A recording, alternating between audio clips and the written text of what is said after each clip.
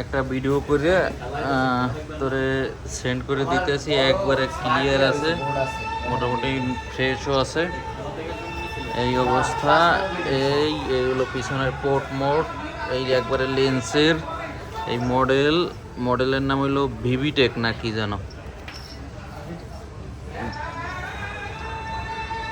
হ্যাঁ, চেক করে তো নেবো, তারপরে তোরে দেখাই আর কি জিনিসটা আসলে কি অবস্থায় কি আছে। তোর তো সমস্যা নেই, সমস্যা এইগুলো কিনছে কয় তারিখে কিনছেন? 17 17 কই 2017 দেখেন এই যে এই হের আব্বাই ক্যান্সেলে এখন হয়তো বা হেগো দরকার নেই, এই জন্য।